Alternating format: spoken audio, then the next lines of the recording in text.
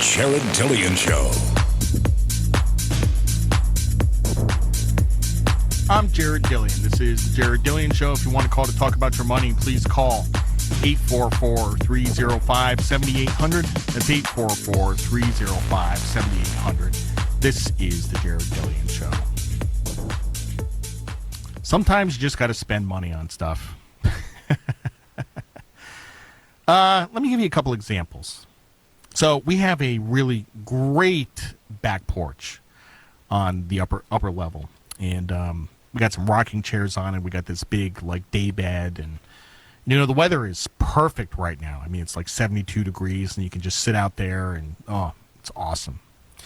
Well, we could tell that the porch was getting kind of old. The wood was a little soft, and one day I was walking around out there, and my foot went through the boards, just totally big hole in the porch. So, got to replace the porch. So, we asked around. We got a couple of bids on that job, and that cost $12,000. $12,000. You know what sucks about that? I mean, it just the thing that grinds my gears is that $12,000 is a lot of money, and you're like, gosh, what else could I have spent that on? Instead, I've got to just take me back to where I was before. It's not money I wanted to spend, but I had to spend it. Now, we also had to place the roof a couple years earlier. The roof was about 10 years old, 12 years old, and it was starting to fall apart, so we had to replace the roof. And that was also about $12,000. So, big house repairs, Of course, the big one here is the check engine light on your car, the check engine light, which I typically don't get because I have a Toyota, so that doesn't happen.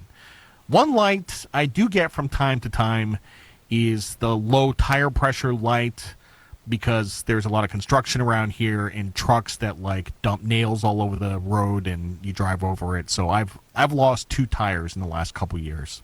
So yeah, but the check engine light, that's just an automatic $500 with the potential to be a lot more. So the title of this segment could be Crap Happens, because that's exactly what's going on here. Crap happens, and there's nothing you can do about it. And the antidote to crap happening is to have a lot of cash laying around just in case, which we talk about all the time. Now, the discussion on cash is going to get pretty interesting because, I'm a big fan of having 20% cash in your portfolio for a bunch of reasons. And now, with inflation picking up, it's going to be, the rationale for holding cash just becomes a lot less attractive. And I think I commented last week that I'm trying to get as close as I can to fully invested in my brokerage account, using up all the available cash, because in an inflationary environment, everything goes up. And so you should have $10,000 or 6 months of expenses as emergency funds. At a minimum. You can have more than that, and I recommend that you have more than that. Some emergencies take up more than $10,000. So calculate your expenses. If you have $4,000 a month of expenses over 6 months, that's $24,000. That's what you should have as emergency funds at a minimum. Otherwise, you are in a very perilous state. Okay. You would definitely like to spend that money on other stuff, but if you need a new roof, new porch, or new brakes, you have to have that cash laying around. Let me throw a crazy one at you. Let's say you get in trouble with the law. Now, nobody wants that to happen, but, let's say you have 3 or 4 drinks, you get in the car, you get pulled over, DUI, that's going to cost you $8,000 to $10,000. Or, heaven forbid you get accused of a more serious crime. That could be $50,000 to $100,000 if you want to get good representation. So, legal expenses. Obviously, the money is not even the worst part of dealing with the criminal justice system. That's terrible and no fun. But then to have to spend $100,000 on top of that, it's all bad. It's all bad. So this is why you have lots of cash. So Yeah, if you have a serious charge and it ends up going to trial, it's going to be multiple six figures. Not many people have multiple six figures laying around in case of legal trouble. It was interesting because I read a book. What was it called? It was by my friend Michael Kimmelman, who I should have on the show. Actually, that just reminds me. What was this book? Can't remember the name of it. Gosh, it's killing me. I'm not going to come up with it. Anyway, he was trading in a hedge fund, and he got accused of insider trading. And the FBI raided his house at like 6 in the morning on the weekend. Crazy story. He actually got convicted, went to prison. But he was having a conversation with his attorney, and he's like, yeah, like if this goes to trial, it's multiple millions of dollars, you know? And I'm like, oh my God, it's crazy. So we're going to have him on the show. I'm actually, as soon as we go to the break, I'm going to send him a DM and we'll get him on the show. Have you ever talked to a public defender? These are the most overworked and underpaid people in the world. But they are not going to have a lot of time to spend on your particular case. They're being pulled in a bunch of different directions. And maybe you don't get into legal trouble, but one of your family members does, like one of your kids. And it's something pretty serious like vehicular homicide.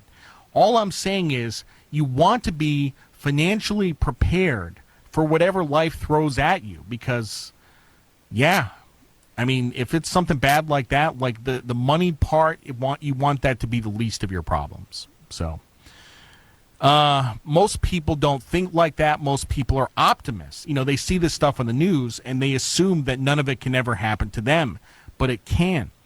What about if you or someone in your family has a drug or drinking problem and has to go to rehab? That's, depending on the rehab, that's like 30 grand, which is also very common, happens all the time. What if you have an unforeseen medical expense? Happens all the time.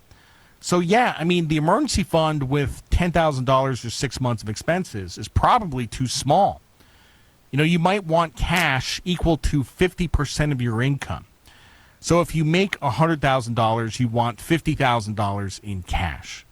So I don't think that this is conservative enough, but it is close enough for government work, and you want to keep this money in cash. If you need the money in an emergency, you don't want to be screwing around with like selling stocks and selling options and selling bonds. This is called having liquidity. And liquidity is the best thing in the world. You've heard me say that before. Liquid net worth is the most powerful force in the universe. Is there such a thing as having too much cash? You know, last week we had a caller and he said he had 80% cash. And I was like, dude, you have too much cash. And he kind of disagreed with me. Well, at some point you might want to deploy that cash and start investing. But otherwise, the answer is no, because you can't be too careful. I'm Jared Dillian. This is The Jared Dillian Show.